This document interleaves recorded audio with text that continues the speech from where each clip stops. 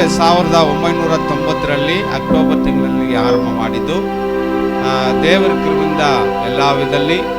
ಆಗ ನಾನು ಪಾಸ್ಟಮ್ಮ ಹಾಡಾಡಿ ಸ್ತೋತ್ರ ಹೇಳಿ ಅವ್ರಿಗೆ ಚಿಕ್ಕ ವಾಕ್ಯವನ್ನು ಹೇಳಿ ಕಳಿಸ್ತಾ ಇದ್ದೆ. ಆದರೆ ಇದರಲ್ಲಿ ಈ ಮಂಜುನಾಥನಲ್ಲಿ ಸುತ್ತಮುತ್ತಲು ಇರುವ ಎಲ್ಲ ಗ್ರಾಮ ಪಟ್ಟಣದಲ್ಲಿ ಹೋಗಿ ಸೇವೆ ಮಾಡೋಕ್ಕೆ ದೇವರ ಅನುಗ್ರಹ ಮಾಡಿದ್ರು. ಹಲ್ಲೆಲೂಯಾ.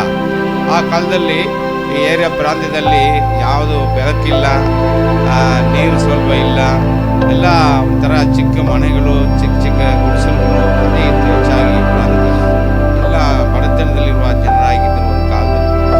ಆ ಥರ ಮಧ್ಯದಲ್ಲಿ ಈ ಪ್ರಾಂತ್ಯದಲ್ಲಿ ನಾವು ಬಂದು ಸೇವೆ ಮಾಡೋಕ್ಕೆ ದೇವರು ಅನುಗ್ರಹ ಮಾಡಿದರು. ಹಂತವಾಗಿ ಆತ್ಮನು ಸಭೆಗೆ ಬರೋಕ್ಕೆ ಶುರುವಾದರು.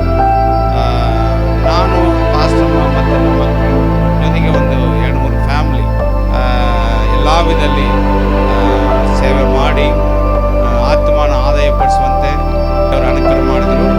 1996ರಲ್ಲಿ ಆ ಹಿರಿಯ ಸಭೆಯನ್ನು ದೊಡ್ಡ ಆಲಯವನ್ನು ಕಟ್ಟಕ್ಕೆ ದೇವರು ಅನುಗ್ರಹ ಮಾಡಿದರು. ಆಮೇಲೆ 1998ರಲ್ಲಿ ಈ ಆಲಯವನ್ನು ಕಟ್ಟಕ್ಕೆ ದೇವರು ಅನುಗ್ರಹ ಮಾಡಿದ್ರು. ಇದೇ ದಿನದಲ್ಲಿ ಪ್ರತಿಷ್ಠೆ ಮಾಡಿದ ದಿನವಾಗಿದೆ. ಒಂದು ಕರತಲ್ಲಿ ದೇವರಿಗೆ ಸ್ತೋತ್ರ. ಆಗ ನಾವು ಸೇವೆ ಮಾಡೋ ಸಮಯದಲ್ಲಿ ನಮಗೆ ಏರಾಳವಾದ ತೊಂದರೆಗಳು ಬಂತು, ಅಡೆತಡೆಗಳು ಬಂತು, ಅವಮಾನ ಬಂತು. ಒಂದು ಸೀನಾಯಿ ಪ್ರಾರ್ಥನಾ ಮನೆ ಅಂತ ಹೇಳಿ ಉದ್ಘಾಟನೆ ಮಾಡುವಾಗ ರಾಜ್ಯದ ಮಿನಿಸ್ಟ್ರು ಬಂದಿದ್ದರು, ರಮೇಶ್ ಅಂತ ಹೇಳಿ, ಲ್ಯಾಂಡ್ ಮಿನಿಸ್ಟ್ರು, ರೆವಿನ್ಯೂ ಮಿನಿಸ್ಟರ್. ಅವರೆಲ್ಲ ಬಂದು ಇದು ಮಾಡಿದ್ರು, ಭಾಗವಹಿಸಿದ್ರು. ಆಗ ಬೋರ್ಡೆಲ್ಲ ಓಪನ್ ಮಾಡಿ ಎಲ್ಲ ಹೋಗಿದ ಮೇಲೆ ಮರುದಿನ ಗೋಡೆ ಹಣ ಸಿಗಲ್ಲ. ತುಂಬ ವೇದನೆ ಆಯಿತು. ಏನಪ್ಪ ಈ ಥರ ಇದೆ ಅಂತ ಹೇಳಿ ಆಗ ನಾವು ಎಲ್ಲ ಅವ್ರ ಹತ್ರ ಹೋಗಿ ಮಂದಿರ ಹತ್ರ ಹೋಗಿ ಹೇಳಿ ಸಚಿವರ ಹತ್ರ ಹೋಗಿ ಹೇಳುವಾಗ ಅವರು PNA ಪೊಲೀಸ್ ಫೋನ್ ಮಾಡಿ ಹೇಳಿ ಇನ್ಸ್ಪೆಕ್ಟರ್ಗೆ ತಕ್ಷಣ ನನ್ನನ್ನು ಅಲ್ಲಿ ಹೋಗಿ ಭೇಟಿಯಾಗಿ ಅವರು ಪೊಲೀಸ್ಗೆಲ್ಲ ಬಂದು ಇಲ್ಲಿ ಭೇಟಿಯಾಗಿ ನೋಡಿ ಇಲ್ಲಿ ಯಾರು ಏನು ತೊಂದರೆಗಳು ಕೊಡ್ತಾರೆ ಅಂತ ಹೇಳಿ ನಮ್ಗೆ ಗೊತ್ತಿರುತ್ತೆ, ನಾನು ಅವ್ರನ್ನೆಲ್ಲ ನೋಡಿ ಮಾತಾಡಿ ಇದು ಮಾಡ್ತೀನಿ ಅಂತ ಹೇಳಿ ಹೋಗಿದ್ರು. ಆಮೇಲೆ ತೊಂದರೆಲ್ಲ ಇಲ್ದಂಗೆ ಆಯಿತು. ಹಲ್ಲೆಲೂಯಾ. ತಿರ್ಗಾ ಸೇವೆ ಕಂಟಿನ್ಯೂ ಮಾಡ್ತಾ ಇದ್ವಿ. ಒಂದಿನ ಸಡನ್ನಾಗಿ ಇವ್ರ ವಾಕ್ಯ ಹೇಳ್ತಾ ಇದ್ದೀನಿ, ಒಂದು 4-5 ಜನ ಬಂದ್ಬಿಟ್ಟು ಸಡನ್ನಾಗಿ ಅವರೆಲ್ಲ ಬಂದು ನೀವು ನಮ್ಮನ್ನ ಬೈದು ನಮ್ಮನ್ನ ಹೊಡೆಯೋಕ್ಕೆ ಶುರು ಮಾಡಿದ್ರು. ಬೈಬಲ್ ತೊಗೊಂಡು ಕಿತ್ತು ಅಲ್ಲಿಂದ ರೂಮಿಂದ ಇಲ್ಲಿ ಎಸೆದ್ರು, ಇದೇ ಜಾಗದಲ್ಲಿ ಎಲ್ಲ ಸಾಕ್ಷಿಯಾಗಿದೆ. ಆ ಬೈಬಲ್ ಇನ್ನೂ ಇದೆ, ನನ್ನ ಹತ್ರ ಇದೆ. ಈ ಥರ ಇದರಲ್ಲಿ ನಮ್ಮನ್ನು ಬಟ್ಟೆ ಹಿಡಿದು ಹೊಡೆಯೋಕ್ಕೆ ಬಂದರು. ಪಾಸ್ಟಮ್ಮ ಪರಲ್ಲ ಹೊಡೀರಿ, ನಮ್ಗೆ ಆಶೀರ್ವಾದನೆ ಬ್ಲೆಸ್ಸಿಂಗ್ ಅದು ಅಂತ ಹೇಳಿ ಧೈರ್ಯವಾಗಿ ಹೇಳಿದರು.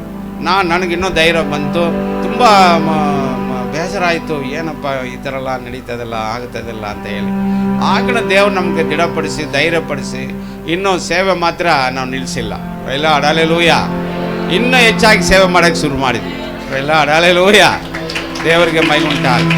ಹಲವಾರು ರೀತಿಯಲ್ಲಿ ಅಲ್ಲಿಂದ ನಮ್ಮ ಮನೆ ಬರುವಾಗ ಇಲ್ಲಿ ಸೇವೆಗೆ ಲ್ಯಾಂದರ್ ಬೆಳಕು ಅಲ್ಲಿಂದ ಅಲ್ಲ ಪಲ್ಲ ಏನು ಕತ್ತಲು ಏನಿಲ್ಲ.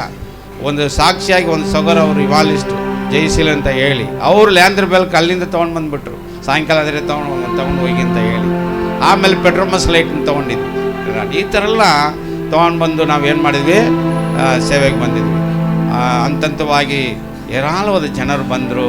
ಬಿಡುಗಡೆಗೋಸ್ಕರವಾಗಿ, ಬೆಲೆಗೋಸ್ಕರವಾಗಿ, ವ್ಯಾಧಿಗೋಸ್ಕರವಾಗಿ, ಕಷ್ಟಗಳಿಗೋಸ್ಕರವಾಗಿ ಬಂದು ದೇವರಲ್ಲಿ ಬಂದು ಪ್ರಾರ್ಥನೆ ಮಾಡ್ಕೊಂಡ್ರು. ಪ್ರೈಲಾಡ್ ಹಲ್ಲೆಲೂಯಾ. ಸೈತಾನ್ ಬಿಡಿದವರು ಎಷ್ಟು ಜನ ಬಂದಿದ್ರು, ಅವ್ರಿಗೆಲ್ಲ ಬಿಡುಗಡೆ ಆಯಿತು. ಎಲ್ಲ ಯೇಸು ಹೆಸರಿನಲ್ಲಿ ಕಷ್ಟಗಳು ತೊಂದರೆಗಳ ಮಧ್ಯದಲ್ಲಿ ದೇವರಾದ ಕರ್ತನ ಸೇವೆ ಹೆಚ್ಚಾಗಿ ಮಾಡುವಂತೆ ದೇವರು ಅನುಗ್ರಹ ಮಾಡಿದ್ರು. ಏರಾಳವಾದ ಜನರು ರಕ್ಷಣೆ ಮಾರ್ಗದಲ್ಲಿ ಬಂದರು. ಇಷ್ಟು ಜನ ನನ್ನ ಹಿರಿಯ ಸಭೆಯಲ್ಲಿ ಒಂದು ಸರಿ ನಾನು ಕನಸ್ಕೊಂಡೆ. ಏರಾಳವಾದ ಆತ್ಮಗಳ ಮಧ್ಯದಲ್ಲಿ ಸೇವೆ ಮಾಡೋದು, ಸತ್ಯವನ್ನು ಹೇಳೋದನ್ನು ಕನಸ್ಕೊಂಡೆ. ಆವಾಗ ಹೇಳಿದೆ ಆ ಸಭೆಯಲ್ಲಿ ಅದೇ ಪರವಾಗಿ ಈಗ ಏರಾಳವಾದ ಜನರು, ಸಾವಿರಾರು ಜನರು ರಕ್ಷಣೆ ಮಾಡಲು ಬಂದು ದೇವರನ್ನು ನಂಬಿ ಆಶೀರ್ವಾದ ಜೀವನ ಮಾಡೋಕ್ಕೆ ದೇವರಿಗೆ ಇರಬೇಕು. ಪ್ರೈಲಾಡ್ ಹಲ್ಲೆಲೂಯಾ.